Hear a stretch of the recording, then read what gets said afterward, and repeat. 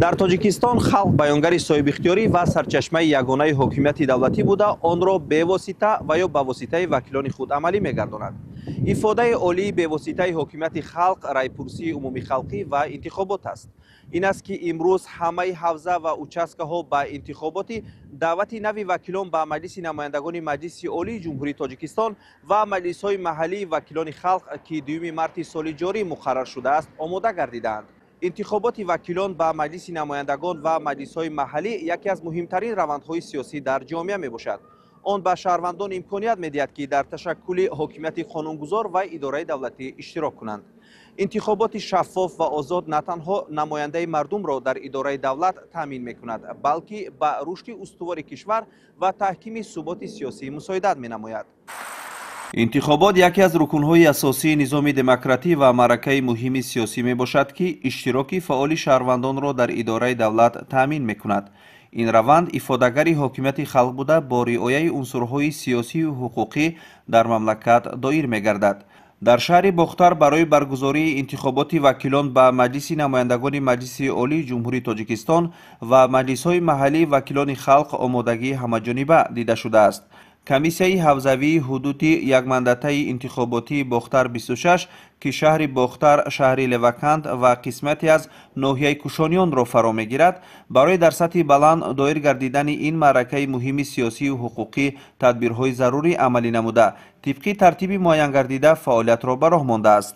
حوزه انتخابات باختر 26 از صوب شهر لوکند، شهر باختر و یک قسمی ناحیه کوشانیان در عموم از صوب 73 участок انتخاباتی در نزد حوزه انتخابات باختر 26 تشکیل کرده شده است.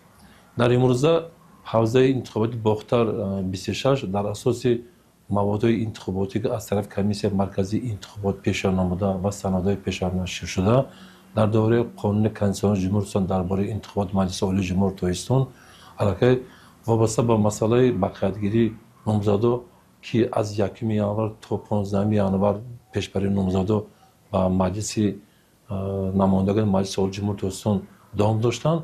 از 16 ینوار سال جاری تا 9 فوریه بقیه‌گیری نامزدا در اساس نقشه چهاربینی پیش بینی شده است.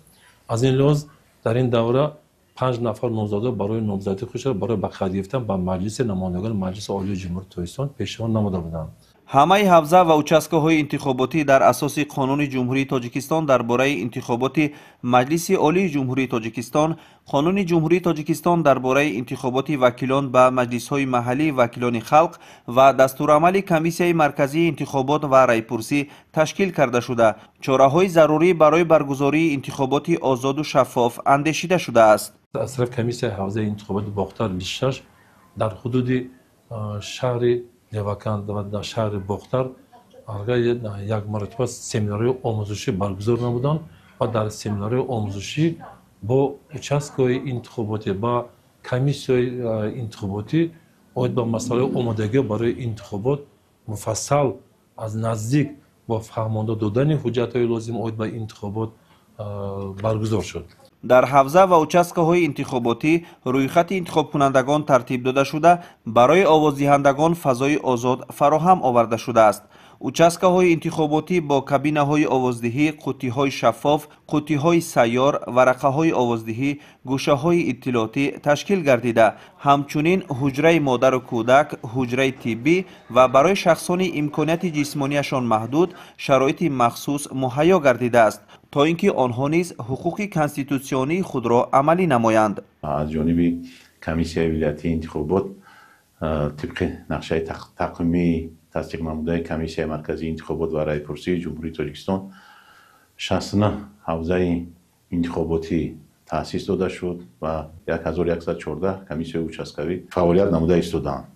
عین زمان از جانب کمیسیه حوزوی و کمیسیه اوچسکوی انتخابات کارهای زیادی به انجام رسانیده شد و البته پیش از همه در ولایت از جانب کمیسیه اوچسکوی انتخابات رویخط انتخاب کنندگان علاقه آماده گردیده و امروز در ولایت بیش از 1.9 میلیون انتخاب کنندگان برای خود گرفته شده است. در ولایت از جانب کمیسیه حوزوی انتخابات در همه 69 حوزه انتخاباتی پیشبری نامزدها به وکیلی مجلس وکیلان خلق ولایت به به آخر رسید و امروز از جانب کمیسیون حوزوی به خیرگیری نامزدهای وکیلان خلق ادامه دارد. کابینایی که برای آوازدهی هستند پورا آماده کرده شده است. از جمله برای شخصانی که امکانات محدود دارند برای آنها هم شرایط مهیا کرده شده است و برای عروبچه‌های مخصوص که باید وارد چسک شوند راههای مخصوص تشکیل کرده شده. از جمله حجت‌ها و کارهای لازمه که برای معرکه سیاسی لازم است در سطح بلند آماده شده است.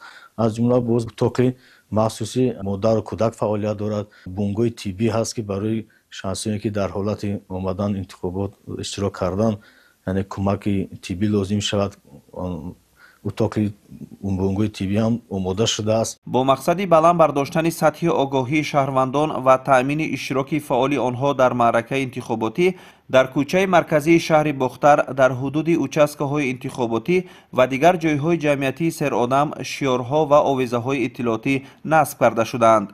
اینچنین برای شهروندان موادهای اطلاعاتی عاید به ترتیب آوازدهی و حقوق و عهده‌داری‌های انتخاب کنندگان تهیه و پهن کرده شدند. حساب دانشجویانی که دارای زبان‌هایی که خارجی از جمله روسی، انگلیسی 120 نفر والنتیر آماده کرده ایستادیم. برای چه؟ برای اون که ما والنتیران به هر یک участке انتخاباتی 3 نفری جدا نمودیم. ما در نزدیکی سمیناری آموزشی با این والنتیرها میگذاریم که ببینیم سبب که این دانشجویان کورس‌های پنجمی باشد ختم کنندگان که زبان‌های خارجی را در سطح لازم میدونن.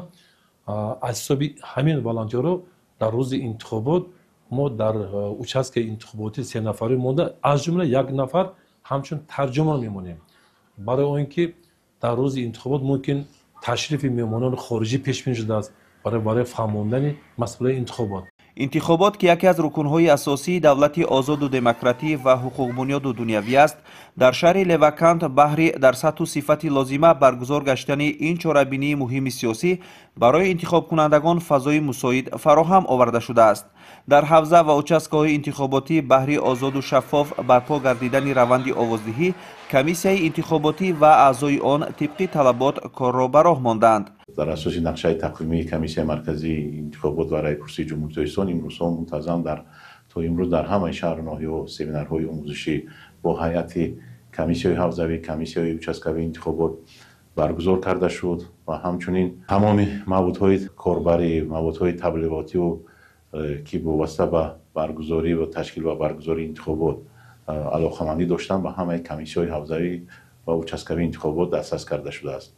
با باوری گفته میتونیم که از جانب کمیسیون ولایتی، کمیسیون حوزوی و کمیسیون участковی انتخابات در ولایت انتخاباتی در پیش داده در سطح بلند سیاسی برگزار گردیده و از انتخاب کنندگان نیز خواهش می‌نماییم که در چاره‌بینی مذکور در انتخابات بی‌طرف نباشند و از حقوق‌های کنستیتوشنی خود استفاده برده در روز انتخابات فعالانه اشتراک نمایند. کمیسیون‌های انتخاباتی با مسئولیت به آموزش ترتیب برگزاری انتخابات جلب گردیده برای رعایت طلبات قانونگذاری و دستورهای انتخاباتی آماده شدند. در همه участкه‌های آوازدهی شهر لوکانت حجره مادر و کودک با اشیای ضروری تشکیل کرده شده، همچنین حجره طبی با مواد ضروری داروواری نیز فراهم آورده شده است. حالا در همه участкه‌های انتخاباتی از حساب رئیس، معاون، اعضای کمیسیه و کارمندان مقامات حفظ حقوق و ترتیبات نوبتداری شبانه روزی راه اندازی گردیده است. انتخابات همچون روند سیاسی افاده اراده شهروندان بوده یکی از رکن‌های اساسی دموکراتیا و اداره‌کنی دولتی محسوب می شود. آن امکانیت می‌دهد که ساکنان نمایندگان ارزنده خود را برای حل مسائل‌های مهم اجتماعی، اقتصادی و سیاسی انتخاب نمایند. تأمین شفافیت، ولایت قانون و اشتراک فعال شهروندان در این روند به تحکیم اساس‌های دولتداری، حقوق بنیاد و مردم سالاری نقشی مهم دارد.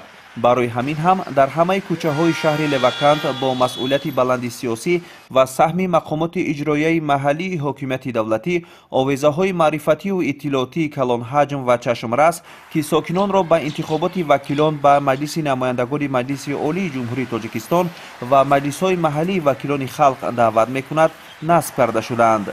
امان الله بختیارزاده، عبدالرزاق رحمان، نمازعلی ارگش برای برنامه اطلاعاتی و تحلیلی 7 روزی ختلان.